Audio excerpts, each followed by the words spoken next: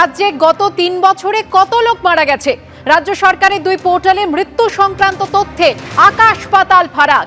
যে পোর্টালে মৃত্যুর কারণ উল্লেখ বাধ্যতামূলক সেখানে মৃতের সংখ্যা কম, আর যে পোর্টালে মৃত্যুর কারণ উল্লেখ না করলেও চলে সেখানে মৃতের সংখ্যা কয়েক গুণ বেশি। চিকিৎসক যোগীরাজ রায় এ নিয়ে কি বলছেন? হেলথ তো একটা বিরাট বড় এরিয়া, মানুষের শরীর, তার কোন কোন অঙ্গ প্রত্যঙ্গের রোগ বেড়ে গেছে বা ধরুন যেগুলো জনস্বাস্থ্য সঙ্গে রিলেটেড, সেখানে হয়তো তার দেখা যাবে যে প্রচুর জনস্বাস্থ্য সঙ্গে রিলেটেড, যেমন ধরুন কোভিডে ডেথ হচ্ছে, সেটা তো একটা জনস্বাস্থ্য রিলেটেড ডেথ, তাহলে আমাকে সেখানে ইন্টারভেনশন করতে হবে।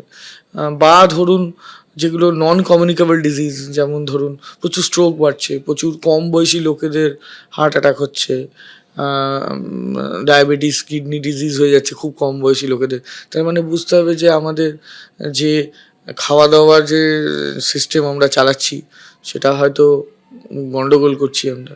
বা ধরুন কোনো সার্টেন এরিয়াতে দেখা যাবে হয়তো কিছু কিছু দেখা গেল যে কোনো জায়গাতে একটা কোনো স্পেসিফিক ধরনের রোগ, ডেথ বেড়ে যাচ্ছে কোনো কিছু অংশ, যেটার আমরা ঠিক কারণ বুঝে উঠতে পারছি না। তাহলে সেইগুলোকে আবার আমরা নজরদারি করে সেইখানে টিম পাঠিয়ে সেখানে কেন হচ্ছে সেগুলোকে আমরা ভার্বাল অটপসিও করতে পারি। চিকিৎসক মানস কুমটা কি বলছেন শোনাবো। আমরা সবসময় দেখেছি যে তথ্য গোপন করতে, আপনি যখনই দেখবেন ওই কোভিডের সময় আমরা দেখেছি তথ্য গোপন, আমরা তখন চেঁচামেচি করতাম, এবং ডেঙ্গুর সময় আমরা দেখেছি তথ্য গোপন, তখন আমরা চেঁচামেচি করতাম।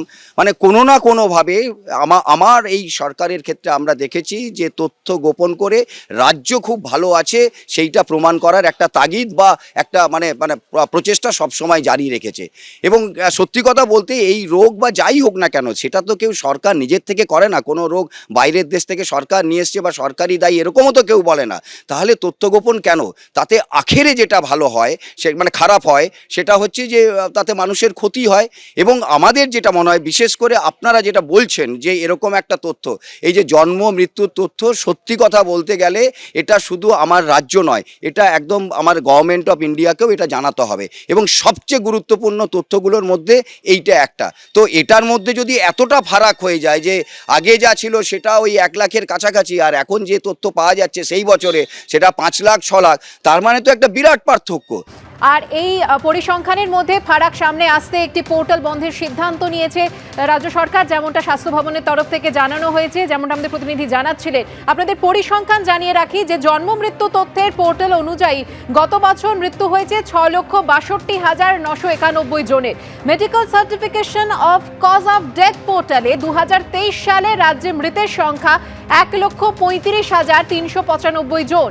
সরকারি দুটি পোর্টালের তথ্যে মৃতের সংখ্যার ফারাক 5,27,596।